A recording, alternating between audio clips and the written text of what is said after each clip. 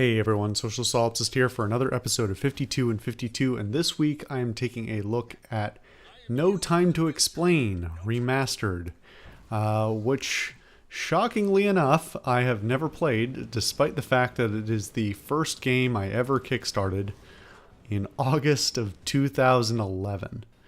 I have never played it. In fact, I have never played one single one of the games I've kickstarted.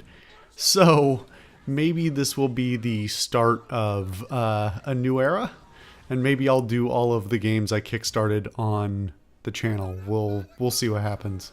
I think that's a reasonable thing I could potentially do, so I may or may not go for that.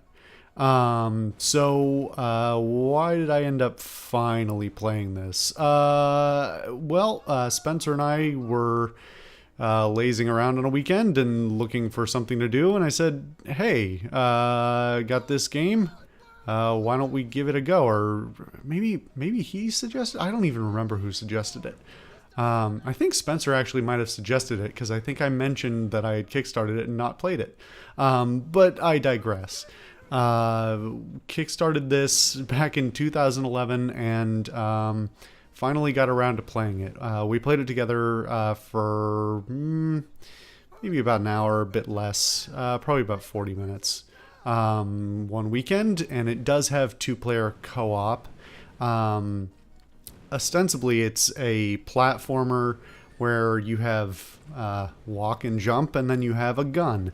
And most of the time the gun shoots a laser, sometimes it doesn't.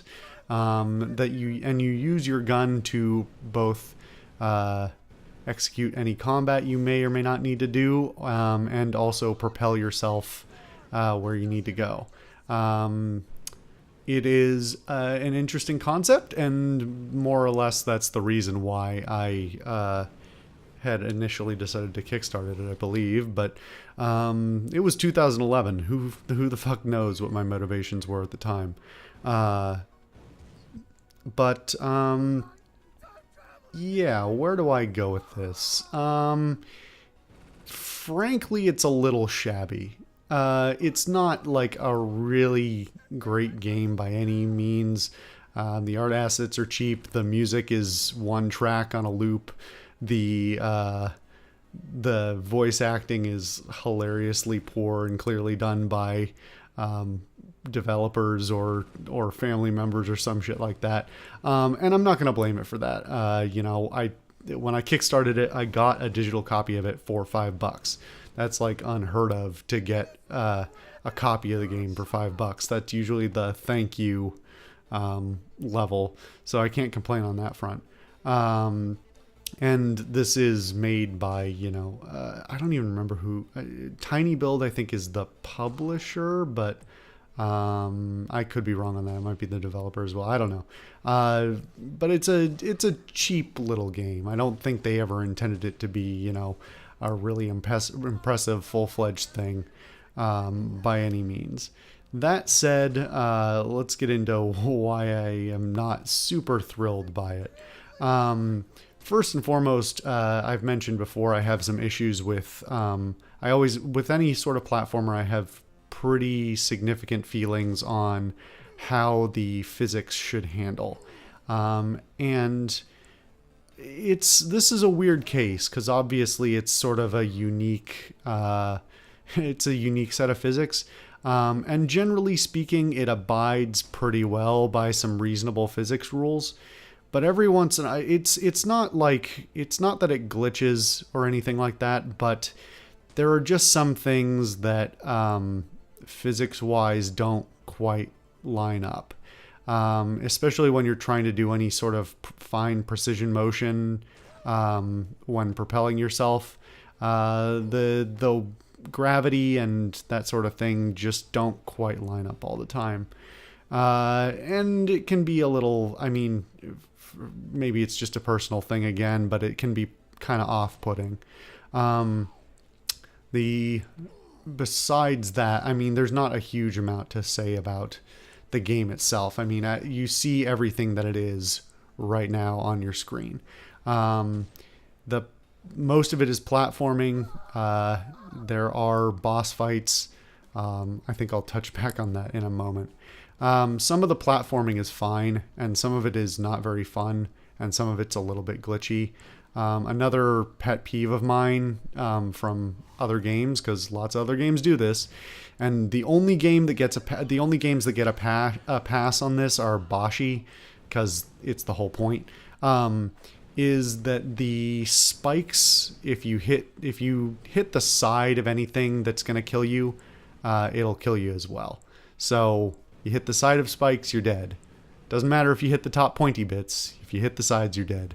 And I know that is just kind of a design choice, more often than not, but it's one that I really don't like.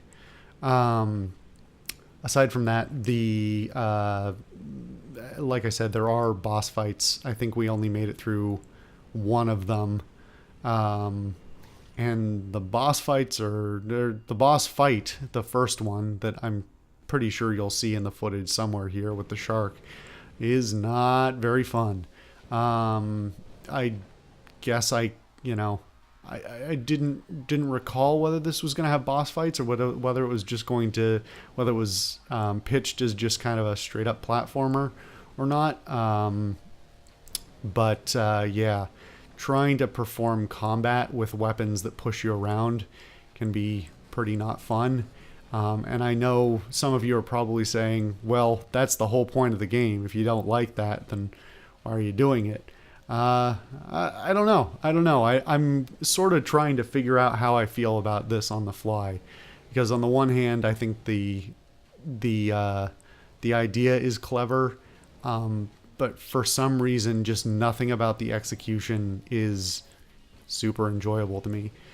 Furthermore, on top of all of that, like because we tried to play it initially 2-player.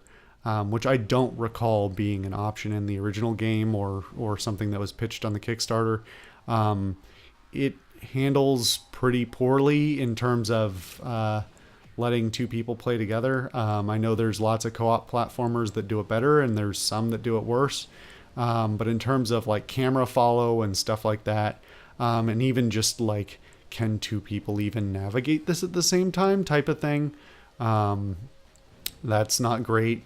When you're in the boss fights, you share lives with one another, and there's no differentiation between the players.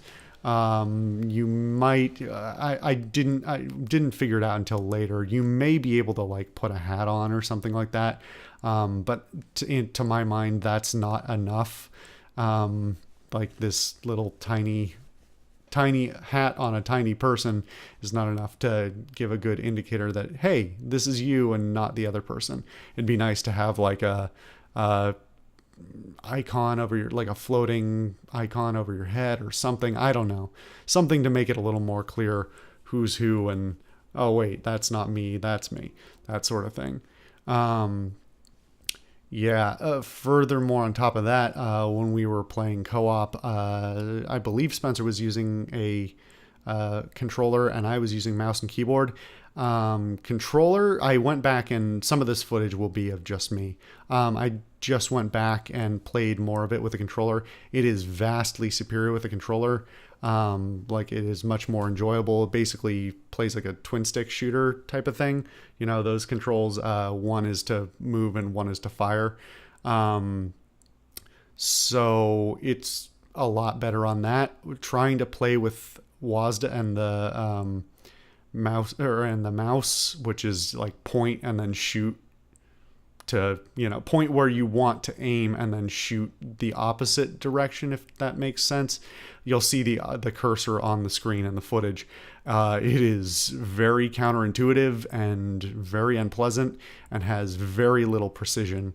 I mean, I guess if you got used to it, it would probably be the superior control scheme, but frankly, that barrier to entry is way too hard. It's just, I could not get any of the fine, like, angular control to, get through, bottlenecks and things like that without dying at any point at all. More often than not, I just sacrifice myself on a hard level and let Spencer get us through it, because it just wasn't happening otherwise. So yeah, in sum total, I think I don't regret kickstarting it, but I'm not gonna go and play any more of this. Overall, pretty sad that this is how it turned out. I guess I feel a little bad about harping on it so badly, because it's not that it's outright awful. It's just I'm just not having any fun, and it's just a little too. There's too many little things that are off. Yeah. I'm sure there are some other things I intended to say, but frankly, at this point, it's a little late in the evening, and I don't know what else. Anyway, yeah, I probably won't come back to this, but it was worth a try. We had a good hour with it, and that's about all I could expect for $5, I think. Anyway, thank you guys all for watching. I've been the Social Solipsist, and I will see you guys next time.